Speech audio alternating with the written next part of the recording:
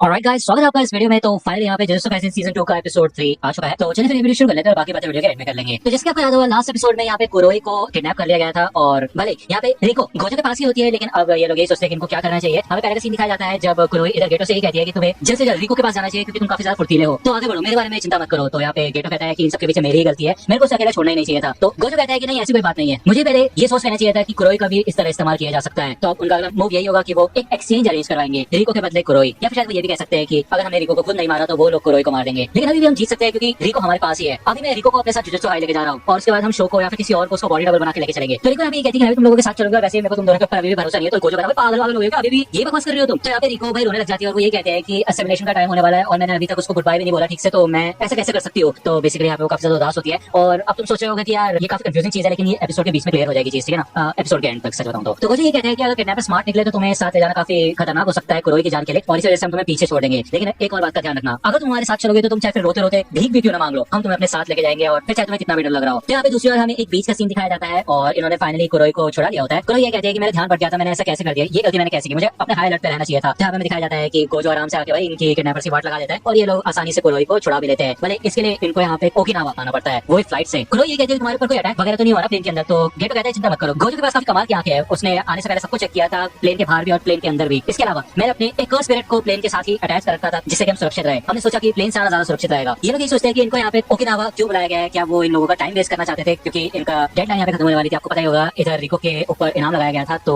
गेटो ये कहता है कि अगर ऐसा होता तो फिर उन्हें ऐसी जगह चूज करनी चाहिए थी जहाँ पे आसानी से हम नहीं पहुंच पाते। तो कुरोई कहते हैं ऐसा तो नहीं उन्होंने एयरपोर्ट के ऊपर अपना कब्जा कर लिया हो, या फिर हो सकता है कि वहाँ पे वो हमारे ऊपर अटैक करे। तो हमें दिखाया जाता है कि इधर एयरपोर्ट पे नानावी और हाईबारा भी आ चुके होते हैं जो कि जुजुत्सु हाई के फर्स्ट ईयर में होते हैं, और भाई इधर हाईबारा तो काफी ज्यादा एक्साइटेड होता है इस मिशन के लिए और वो इधर गेटो के सामने शो करना चाहता होता है अपने स्किल्स। वो ये कहता है कि हमारे अपर क्लासमेट कितनी जी जान से अपनी मेहनत कर रहे हैं एक लड़की को बचाने में। मेरे को सच में काफी मजा आ रही है इस मिशन के बारे में सोच के। और यहाँ पे दिखाया जाता है कि गोजो अपर क्लासमेट क्या मेहनत कर रहा है यहाँ पे इस मिशन के लिए। वो यहाँ पे भाई भाग लोग रिको के साथ खेल रहा होता है क्योंकि ऑब्वियसली यार ये रिको इसके बाद अपनी जिंदगी एंजॉय नहीं कर पाएगी, इस वजह से यहाँ पे गोजो उसको अच्छी खासी छुट्टियां एंजॉय करवा रहा होता है। तो गेटो ये कहते हैं कि चलो फिर यहाँ से निकलते हैं, जैसे सुन के यहाँ पे रिको काफी ज्यादा उदास हो जाती है। लेकिन गोजो ये कहते हैं कि कोई बात नहीं, हम एक और दिन यहाँ पे रुक जाते हैं, ठीक है ना। और वैसे भी ओकिनावा में टोक्यो से कम कर्स यूजर्स है तो हमारे ऊपर इतनी मुसीबतें भी नहीं आएंगी। गेटो ये कहता है कि हे गोजो, तुमने अभी तक कल से अपनी टेक्निक को रिलीज नहीं किया है क्यों, है ना, तुम सोए भी नहीं और ऐसा लगता है कि आज रात में भी तुम नहीं सोओगे। तो गोजो कहता है चिंता करने वाली कोई बात नहीं है। तो बेसिकली मेरे ख्याल से रिको को प्रोटेक्ट करके रखने के लिए यहाँ पे गोजो ने अपनी टेक्निक को अनेबल कर रखा है 2 दिन से, जिस वजह से वो काफी ज्यादा थक भी रहा होगा मेरे ख्याल से, उसकी एनर्जी धीरे धीरे करके ड्रेन हो रही होगी। तो गोजो जाने से ये कहता है चिंता वाली कोई बात नहीं है गेटो, तुम तो साथ हो क्यों, है ना। दूसरा हाईलावा यहाँ पे नानावी को बताते हैं कि हे उन लोगों ने शायद एक और दिन के लिए प्लान अपना एक्सटेंड कर दिया है। तो इसे सुनकर भाई नानावी को काफी ज्यादा गुस्सा आता है और ये लोग अपना काफी एडवेंचर वगैरह करते हैं, जिसके बाद ये कुरोशियो सी में जाते हैं जहाँ पे काफी सारी फिशेस वगैरह होती है और उसको देखने के लिए यहाँ पे रिको आई होती है। फाइनली ये लोग माउंट मुशिरो के टोक्यो जुजुत्सु हाई में आ चुके होते हैं और ये इंक्यूबेशन का तीसरा दिन होता है। अभी जुजुत्सु हाई के बहर के अंदर आ चुके होते हैं, काफी सुरक्षित होते हैं, तो ये लोग चैन की सांस ले पाते हैं। गोजो ये कहते हैं कि हमें फिर से किसी बच्चे को नहीं संभालना चाहते। तभी यहाँ पे पीछे से भाई एक ब्लेड आती है और गोजो के सीने में भाई अटैक हो जाता है यहाँ पे। अब एक चीज तुम्हें बता दो यार, ये कोई नॉर्मल एनिमी नहीं है। हम गोजो के बारे में एक चीज जानते हैं कि उसके आसपास इन्फिनिटी रहती है क्यों, है ना, जिस वजह से कोई भी चीज उसके नजदीक तक नहीं आ सकती। तो ये ब्लेड कहाँ से आ गई, इसके पीछे सिर्फ एक ही रीजन था, वो ये है कि गोजो की काफी ज्यादा एनर्जी ड्रेन हो चुकी है और वो 2 दिन से लगातार यहाँ पे काफी लोगों से लड़ रहा है, जिस वजह से यहाँ पे टोजी का प्लान सक्सेसफुल हो चुका होता है। और इसे देख के गेटो कहता है कि नामुमकिन, ऐसा कैसे हो सकता है, हम जुजुत्सु हाई के बैरर के अंदर है। गोजो यहाँ पे टोजी से उसका नाम पूछता है, लेकिन टोजी कहता है कि चिंता वाली कोई बात नहीं है क्योंकि मैं भी लोगों के नाम याद नहीं रख पाता हूँ। टोजी यहाँ पे बताता है कि वो एक बार गोजो प्लान में गया था जब उसे पता चला था कि एक ऐसा बच्चा पैदा हुआ है जिसके पास लाख की 6 आइज है। ना ही उस दिन से पहले और ना ही उस दिन के बाद आज तक किसी ने भी मेरे को उनके पीछे खड़े हुए नोटिस किया था। तो बेसिकली गोजो एक ऐसा इंसान है जिसने टोजी को आसानी से ही नोटिस कर लिया था बचपन में ही इवन। तो इस वजह से यहाँ पे टोजी को पता था कि उसे गोजो को थकाना होगा जिससे कि उसकी सेंसेस थोड़ा धुंधले हो जाए। यहाँ पे गोजो भाई एक ही हाथ में टोजी को उड़ा देता है और साथ ही साथ गेटो भी अपने इधर एक कर्स स्पिरिट को लेकर आता है और वो कर्स स्पिरिट इधर टोजी को खा जाता है। यहाँ पे गेटो गोजो के पास बढ़ता है, लेकिन गोजो ये कहता है कि मैं ठीक हूँ, मैं अपनी टेक्निक को पूरी तरह से तो अप्लाई नहीं कर पाया, लेकिन मुझे कोई अंदरूनी चोट नहीं लगी है। फिर मैंने अपनी कर्स एनर्जी का इस्तेमाल किया जिस वजह से वो अपनी ब्लेड भी बाहर ना निकाल पाए। ये बिल्कुल ऐसा था जैसे स्वेटर बुनते हैं। चिंता वाली कोई बात नहीं है, तुम रिको को बचाओ, मैं इस बंदे से निपटता हूँ। तो गेटो ये कहता है कि तुम अपना ख्याल रखना और वो इन दोनों को यहाँ से लेके जाता है। इधर टोजी इस पूरे के पूरे कर्स को काट के रख देता है और हमें दिखाया जाता है कि उसके गले में एक कर्स स्पिरिट होता है। गोजो नोटिस करता है कि ये वो तलवार नहीं है जिससे टोजी ने उसके ऊपर पहले हमला किया था, और इस स्पिरिट कहाँ से आया, कितनी अजीब अजीब चीज है इस बंदे के बारे में। टोजी कहता है कि मुझे तो लगा था कि उस पिछले वाले अटैक से तुम्हारी बैंड बच जाएगी, लेकिन तुम तो अभी भी यहीं पे खड़े हो। तो गोजो कहता है बेवकूफ, आमना के ऊपर लगा हुआ है नाम अब हट चुका है, तुम्हें पता नहीं है। तो टोजी कहता है क्योंकि मैंने ही उसको हटाया बेवकूफ, तुम जैसे लोगों का सामना करने से पहले ओपनिंग बनानी पड़ती है, उतार चढ़ाव करने पड़ते हैं। मुझे तो स्टार रिलीज वाले लोगों पे हंसी आ रही है भाई, वो ओकिनावा चले गए, बताओ हद होगी उनकी। मैंने ही रिको के ऊपर लगे नाम के लिए टाइम सेट किया था जिससे कि तुम अंत तक अपनी टेक्निक को रिलीज ना करो। गोजो यहाँ पे टोजी के ऊपर अटैक करने की कोशिश करता है, लेकिन टोजी उसको काफी तेजी से डॉज कर देता है और वो अपनी ब्लेड को यहाँ पे उस कर्स स्पिरिट को खिला देता है। तो गोजो यहाँ पे समझ जाता है कि इसके अंदर 0 कर्स एनर्जी है जिस वजह से वो उसको ट्रेस नहीं कर सकता है, और साथ ही साथ उसने एक डीमन के साथ एक ऐसा पैक्ट कर रखा है जिस वजह से उसको फिजिकल पावर्स मिलती है, और इस वजह से यहाँ पे टोजी काफी ज्यादा फुर्तीला होता है और उसको देखने के लिए यहाँ पे गोजो को काफी ज्यादा मुश्किल हो रही होती है, ठीक है ना। वहाँ काफी तेजी से गोजो की तरफ बढ़ता है, लेकिन भाई गोजो अपने एक हाथ में उसको उड़ा के रख देता है, साथ ही पूरे सरफेस को उड़ा देता है वो, क्योंकि उसकी आईज सब कुछ देख सकती है। तो यहाँ पे उड़ता जाता है 3-4 बिल्डिंग दूर। गोजो ये कहता है ये तो काफी कमाल की बात है कि तुम्हें मेरी कर्स टेक्निक के बारे में पता है, और वो जो तुम्हारा कर्स टूल है वो तो सच में काफी ज्यादा कमाल का है, लेकिन मैं उसको अपने नजदीक नहीं आने दूंगा। वो देखते हैं कि टोजी यहाँ से गायब हो चुका होता है और वो चारों तरफ यहाँ पे काफी तेज ट्रैवल कर रहा होता है। गोजो ये कहते हैं कि इसके अंदर कोई कर्स एनर्जी नहीं है, इस वजह से मैं इसका पता नहीं लगा पा रहा हूँ। तो इस वजह से जो उसके गले में कर्स स्पिरिट है उसी के ऊपर मेरे को रिलाई करना पड़ेगा, मुझे उसे ट्रेस करना है। उसकी प्रेजेंस को पता लगा के मैं जरूर इसकी बैंड बजा सकता हूँ। भले वो काफी ज्यादा फुर्तीला है, लेकिन यहाँ पे गोजो अपने कर्स एम्प्लीफिकेशन टेक्निक का इस्तेमाल करता है मैक्सिमम आउटपुट से।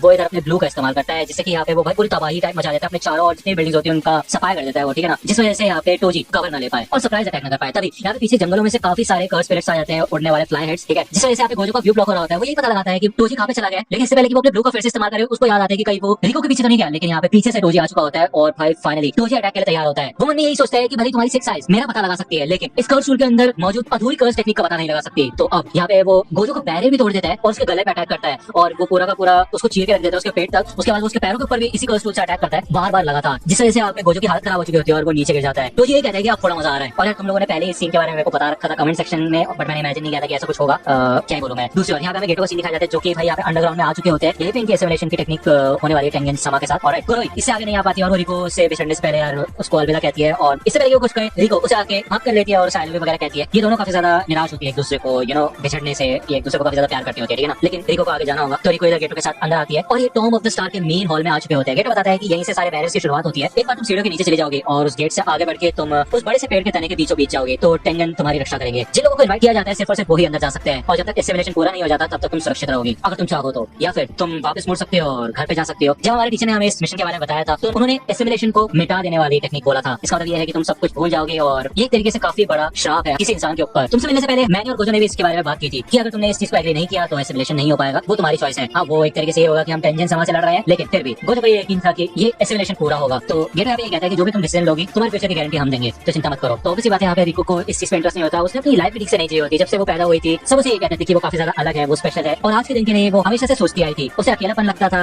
बुरा फील होता था, लेकिन उसे पता था कि आगे चल के ये सारी की सारी चीजें गायब हो जाएंगी। तो बेसिकली यहाँ पे दिखाया जाता है कि रिको इस पूरी लाइफ को गिव अप करने के लिए तैयार थी, लेकिन रिसेंट टाइम्स में कुरोई के साथ उसका काफी अच्छा खासा कनेक्शन बना और अब वो अपना थॉट चेंज कर रही है। वो अपनी जिंदगी थोड़ा और जीना चाहती है, अपने आसपास के लोगों के साथ थोड़ा और एंजॉय करना चाहती है, उनसे बातें करना चाहती है। तो गेटो समझ जाता है और कहते हैं चलो ठीक है तो लेके चलते हैं। लेकिन इससे पहले कि यहाँ पे वो गेटो का हाथ पकड़ पाए भाई उसके सर में गोली मार दी जाती है। गेटो यहाँ पे साइड में देखता है कि टोजी इधर आ जाता है और वो ये कहता है कि चलो फिर काम खत्म हो गया। गेटो कहता है कि तुम यहाँ पे क्या कर रहे हो, तो टोजी कहता है कि क्या क्यों, ओ हाँ मैं यहाँ पे इसलिए क्योंकि मैंने गोजो को मार डाला है। तो भाई इसको सुनते साथ यहाँ पे गेटो अपने सबसे खतरनाक कर्स स्पिरिट्स को बाहर निकालता है और वो ये कहते हैं कि अच्छा ऐसा है क्या, तुम मरो। और ये एपिसोड यहीं पे खत्म हो जाता है। और भाई ये एपिसोड तो पूरी तरह से रोलर कोस्टर था, सच में भाई मजा आ गया। इतने गूज़बम्प्स और इतना ज्यादा क्या बताऊं मैं, नेक्स्ट एपिसोड का वेट नहीं हो पाएगा मेरे से यार। काफी खतरनाक पॉइंट पे यहाँ पे ये एपिसोड खत्म हुआ है और ऑब्वियसली बात है ये पहले का सीन है, ठीक है, ये स्टोरी पूरी पहले की है। तो अभी वाली सीरीज में गोजो जिंदा है तो ये तो हमें पता है कि भाई गोजो मरा तो नहीं है, लेकिन उसकी सच बताऊं तो वाट तो लगी है यार, काफी बुरा कंडीशन में उसको छोड़ा गया है यहाँ पे। और अब तो आगे पता चलेगा नेक्स्ट एपिसोड में भाई क्या होना है क्या नहीं होना। और मुझे पता है तुम लोगों ने मांगा वगैरह रीड कर रखी है तो तुम कमेंट सेक्शन में पहले से ही सब कुछ डाल देते हो यार, मत क्या करो ऐसा, स्पॉइल हो जाता है। स्पॉइलर नाम की भी एक चीज होती है, ठीक है ना। जो लोग एनिमे एंजॉय करना चाहते हैं उनको एनिमे एंजॉय करने दो यार, क्या दिक्कत वाली बात क्या है, क्यों है ना। तो चलो फिर आज की वीडियो के लिए इतना ही रखते हैं ना, और